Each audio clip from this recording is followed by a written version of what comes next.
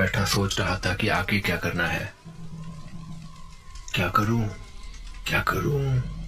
क्या किसी पंडित के पास जाऊं या किसी तांत्रिक के पास? बाबा जी से बात करूं क्या? जो मैंने देखा है वो सच नहीं हो सकता, हर बार अलग अलग। आखिर ये कैसे हो सकता है? इसी सोच में बैठा वो परेशान हो रहा था। उसे समझ में नहीं आ रहा था कि वो क्या था और क्या हो रहा है उसके साथ। पास ही के गांव में एक बहुत पहुंचे हुए भगत रहते थे।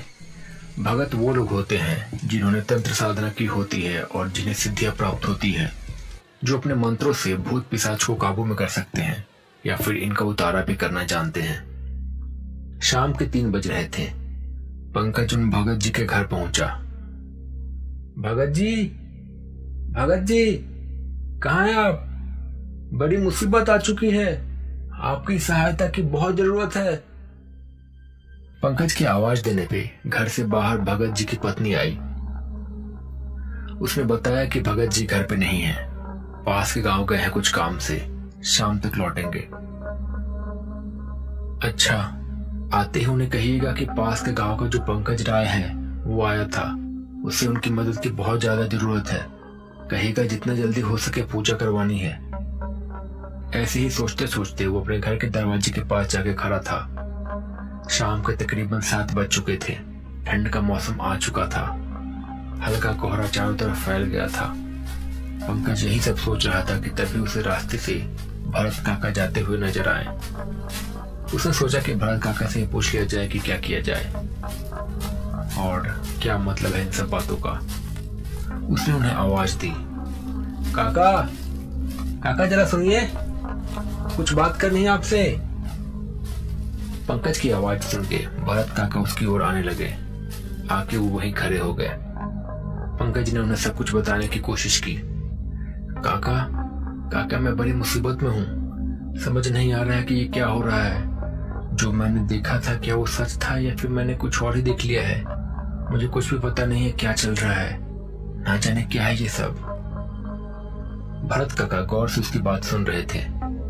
पंकज ने आगे बताना जारी रखा।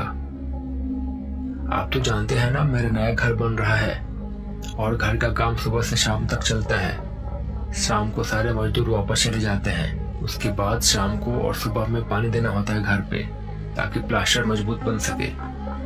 आमतौर पे मैं 6 बजे तक पानी देके आ जाता हूँ घर पे, पर इस बार मुझे थोड़ी देर हो गई थी। मैं कुछ काम में फंस गया था। मैंने सोचा कि रात को जब खेतों में पानी देने जाऊंगा तभी घर पे भी पानी दे दूंगा।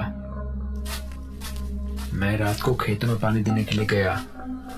मैंने जाके घर में मोटर ऑन कर दिया। उसके बाद मैं अपने घर की ओर चल पड़ा। वहां मैं अपने नए घर पहुंचा। घर का काम अच्छा चल रहा था। घर लगभग पूरा हो गया था। बस अंदर बाहर से फाइनल प्लास्टर करना बाकी था और खिड़कियां लगानी बाकी थी और दरवाजे भी। मैंने बाल्टी उठाई और मैं अंदर जाने वाला था पानी लेने के लिए। तभी मुझे एहसास हुआ कि शायद अंदर कोई है।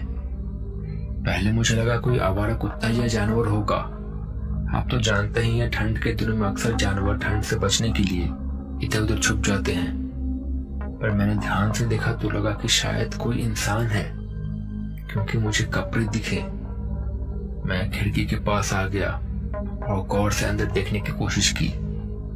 मैंने देखा कि अंदर एक आईना रखा हुआ था, जिसके अंदर मैं खुद को ही देख पा रहा था।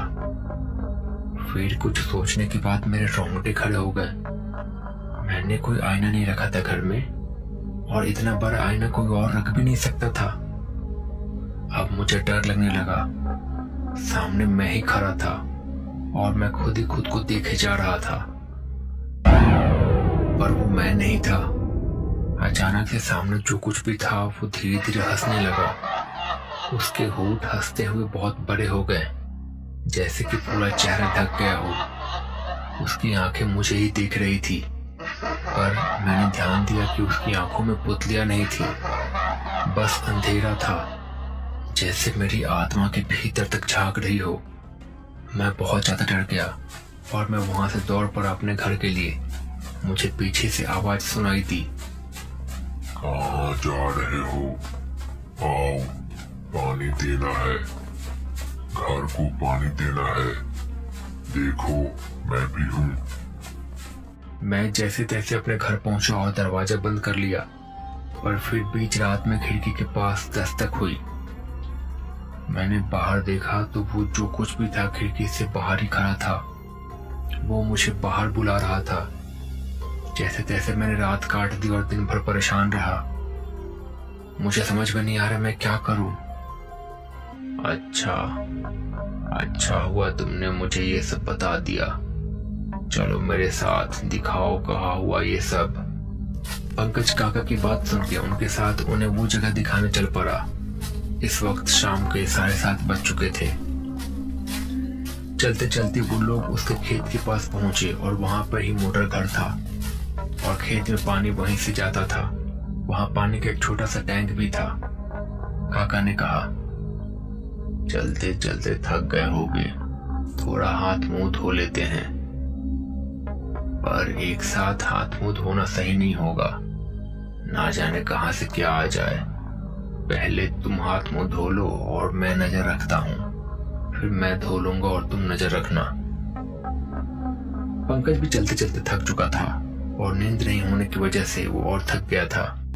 उसे भी सुझाव सही लगा और वहां मुंह हाथ धोने के लिए झुकने वाला था, पर पानी की ओर देखते ही उसके होश उड़ गए।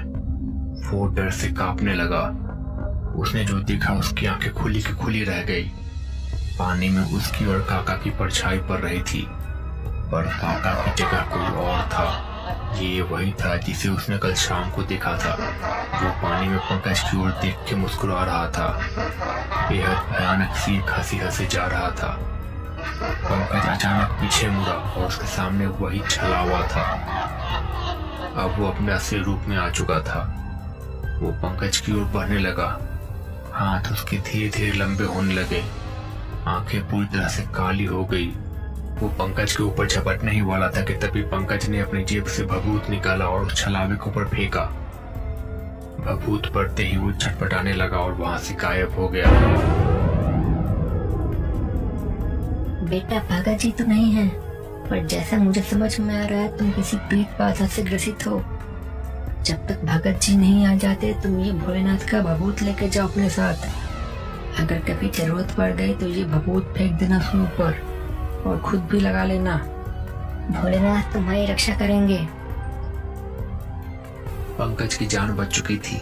जल्दी ही वापस अपने घर आ गया वो, और अगले दिन भगत जी ने आके उसके घर की पूजा की और उसे एक ताबीज भी दिया। पंकज अब सुरक्षित था। तो दोस्तों, कैसी लगी आपको ये कहानी? अगर आपको ये कहानी पसंद आई है तो प्लीज इस चैनल को सब्सक्राइब कर लीजिए ऐसी और वीडियो देखने के लिए, और इस वीडियो को लाइक करना ना भूलें। मैं मिलता हूँ बहुत जल्द अगली कहानी के साथ। तब तक के लिए अपना ख्याल रखिए।